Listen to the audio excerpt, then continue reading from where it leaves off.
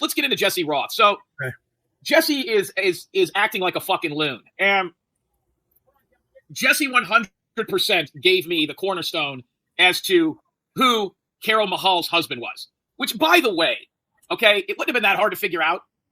And also, okay, let me say this. Isn't the fact that Carol Mahal's husband was like this dirtbag way more interesting than whether or not Jesse Roth told me his nickname? I mean, let's not forget the fact that the guy was in the shady business deals, okay? I got the paperwork. We'll get to that later. When Angel Gotti's dad was the most notorious and well-known mob boss ever, some Greek guy having some shady business deals probably doesn't mean that much to her. I mean, come on. All right, so Jesse Roth did a show today. I tried to reach Jesse. Jesse accused me of a lot of shit today, and if she would just look at her caller ID properly, not only her personal caller ID, but also her work caller ID, she will see that what she's about to say to me. And Jesse, I would like you to come up here. I know you're not going to do that because Angel has forbidden you or you'll lose your wrench. I don't even know if you're still allowed over on her show now. Last night, Angel ripped her ass. I mean, ripped her hardcore. So today, Jesse Roth did a show, and it was 90% about me. And I've got it. I've downloaded it. So no matter what she does, we have it. I'm going to play the audio here, which she can't do shit about. So, Mr. X, you've not heard this. This is insane. I got an email. So Jesse Roth went on a show today. It was delayed, and there was some things that went on today between me and Jesse Roth, but I'm not going to explain it. I'll have her explain it, then I'll tell you the truth. Here it is. Somebody watching, if you're not watching yourself. Did you really think you were going to rattle me today? So what Jesse Roth is talking about is I tried to reach her, and I think I spoke with her yesterday. I tried to reach her today because I was actually going to tell her, hey, Jesse, come on back over here. Fuck Angel Gotti. Fuck them over there. You know, if you need a soft place to land, don't worry about it. We'll help you with your channel. I tried to attempt to call her. I think it was once, maybe twice.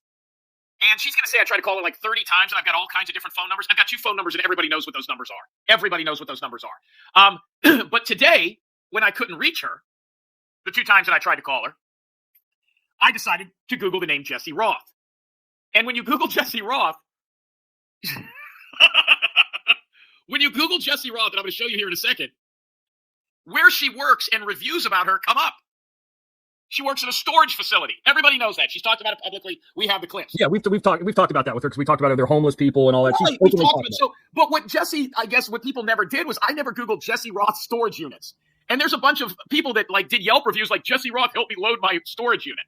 So I decided today to call Jesse Roth's storage facility. Oh God! I decided to call her storage facility. And to ask about pricing. Oh. So now the cat's out of the bag. Nobody knew this yet, okay? Well, there's one other person, and it gets worse. Now, Jesse thinks I pranked her twice. What Jesse doesn't realize is the bombshell is the second call wasn't from me or Mr. X. We'll get to who it was. Okay. Let me speed this up so it's not so slow. Yeah, and this whole... Yeah, you know what? I probably shouldn't have answered your call yesterday. Because, you know, who'd have thought you would lie about what was said? How the information came out? She admitted she told me his name was Spiro, and that allowed me to narrow it down on Carol's.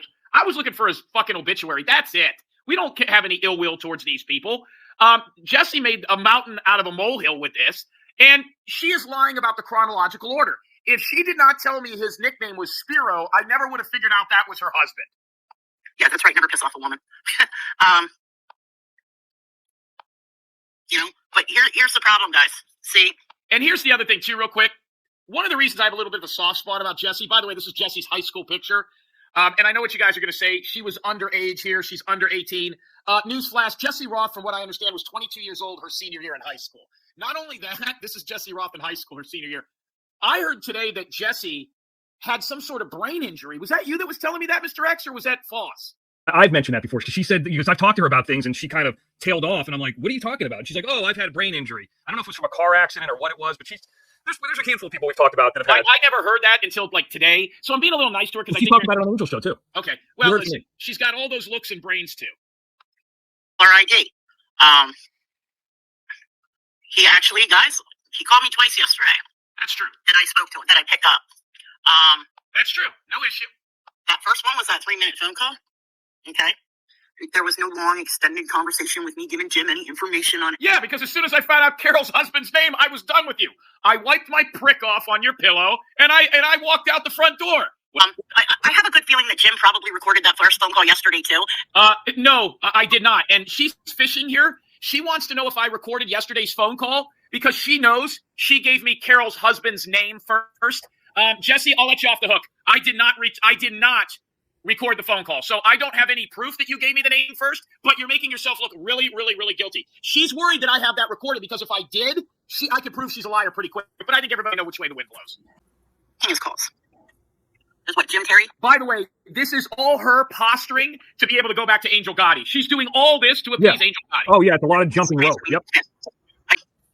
When you call me at my work number, all right, now you're fucking with the business.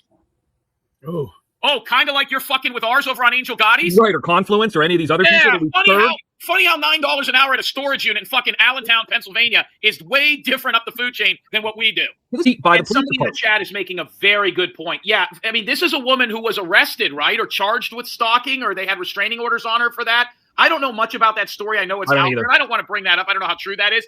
This is a woman, and we've seen this, who very well could have called her own number from another number, blocked the number to blame me to get back into good graces with Angel. I mean, that's as plausible as me doing it.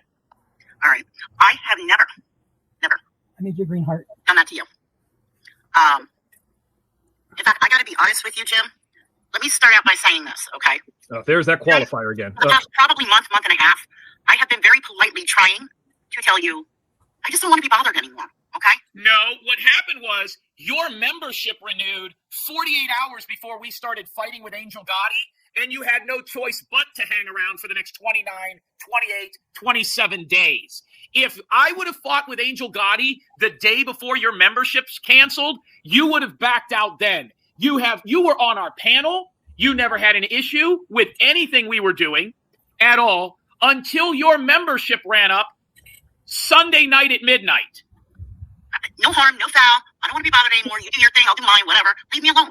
In fact, I mean, she wanted me to leave her alone so much. She brought me on her show yesterday, 2 days before that, and 3 days before that. Sounds like somebody who's really trying to get rid of me. Didn't you think you want to carry your baby or something at one point, Oh, too? yeah. No, I mean, listen, this chick would blow me in front of her half-dead stepdad. Here we go. even one of your haters said it on one of her streams. She actually feels bad for me because she does realize that I'm trying to keep you back. Who said you're trying? Guys, nobody has a problem with Jesse Roth. Jesse Roth, as long as Jesse, see, this is the problem. Angel Gotti knew exactly what she was doing. She passively aggressively scolded and threatened Jesse Roth so that Jesse Roth would now come at us because Angel Gotti had a breakdown last night. I've got clips of that show from behind the paywall. She had a fucking breakdown last night. So did Maureen Moe. And listen, here's what Angel Gotti never figured. We're not over there anymore, and they're still shitting all over her. All those shows are still going after her and Lee and Silo. Now she's got to worry about us on her neck. And by the way, we're not there to protect her anymore, to help fight anymore. So now she's really fucked. Well, you're not there. I mean, Yeah. I never protected her. I have a log of phone calls that I keep every day at work. Then, Jesse, I'm going to tell you that the phone call that came to you from me, you know was from me because you know my number. The second call was from Eric Foss. Eric Foss pranked Jesse, and I heard it, and it was fucking hilarious. It was fucking hilarious. Eric Foss pranked her right after I did, and it was one of the best calls I've heard. This. Yeah, she's saying, Foss, is that you? This should be a great day for Jesse Roth. Let me tell you why. Why? Because this is the first time ever in her life she had two men call her on Valentine's Day. Eric, I just told everybody that call that you nailed her with was fucking hilarious. Are we ever gonna hear it? I'm going to call her again tomorrow. I'm driving. When you called her, what would she? Oh, he just hung up. There you go. I told you it wasn't me, Jesse. Now Jesse's lied not once but twice about me.